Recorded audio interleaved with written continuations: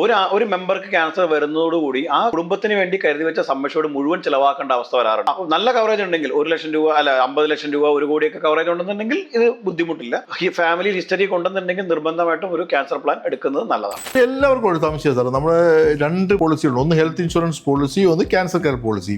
ഈ health insurance policy ഉള്ള ആൾക്ക് ഈ ക്യാൻസർ ട്രീറ്റ്മെന്റിന് കവറേജ് കിട്ടത്തില്ലേ? തീർച്ചയായിട്ടും കിട്ടും. പക്ഷെ പലപ്പോഴും കവറേജ് കുറവായിരിക്കും. നമ്മൾ എടുക്കുന്ന ഹെൽത്ത് ഇൻഷുറൻസ് പോളിസി എന്ന് പറഞ്ഞാൽ പലപ്പോഴും നമ്മളെപ്പോഴും കുറച്ചെടുക്കാൻ ശ്രമിക്കുള്ളൂ. 5 ലക്ഷത്തിന്റെ 10 ലക്ഷത്തിലാണെങ്കിൽ ഒരു മെമ്പർക്ക് ക്യാൻസർ വരുന്നതോടുകൂടി ആ കുടുംബത്തിന് വേണ്ടി കരുതി വെച്ച സമ്മേഷോട് മുഴുവൻ ചിലവാക്കേണ്ട അവസ്ഥ വരാറുണ്ട്. അപ്പോൾ പലപ്പോഴും അതിനിടയ്ക്ക് വേറൊരാൾക്ക് അസുഖം വരുമ്പോൾ കവറേജ് കിട്ടാത്ത അവസ്ഥ വരാറുണ്ട്. അപ്പോൾ നിങ്ങൾക്കൊരു നല്ല കവറേജ് ഉണ്ടെങ്കിൽ 1 ലക്ഷം രൂപ അല്ല 50 ലക്ഷം രൂപ 1 കോടിയൊക്കെ കവറേജ് ഉണ്ടെന്നുണ്ടെങ്കിൽ ഇത് ബുദ്ധിമുട്ടില്ല. പിന്നെ രണ്ടാമത്തെ ഒരു കാര്യം, ഇതിനൊരു കോമ്പൻസേഷൻ കിട്ടുന്നുണ്ടല്ലോ. ഇതിനോട് അനുബന്ധമായിട്ട് നമുക്ക് ഇപ്പോൾ ആളെ നിർത്തേണ്ടി വരാം, മറ്റ് ചിലവുകൾ, ഒരുപാട് ചിലവുകൾ വരും.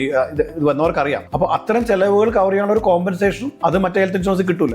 അപ്പോൾ അത് നമുക്ക് ഇവിടെ ഉപയോഗിക്കാം എന്നുള്ളതാണ് ഇതിന്റെ പ്രത്യേകത. അപ്പോൾ അഡീഷണൽ ആയിട്ട് നമുക്ക് അഫോർഡ് ചെയ്യാന്നുണ്ടെങ്കിൽ ഈ ഫാമിലി ഹിസ്റ്ററി കൊണ്ടെന്നുണ്ടെങ്കിൽ നിർബന്ധമായിട്ടും ഒരു ക്യാൻസർ പ്ലാൻ എടുക്കുന്നത് നല്ലതാണ്.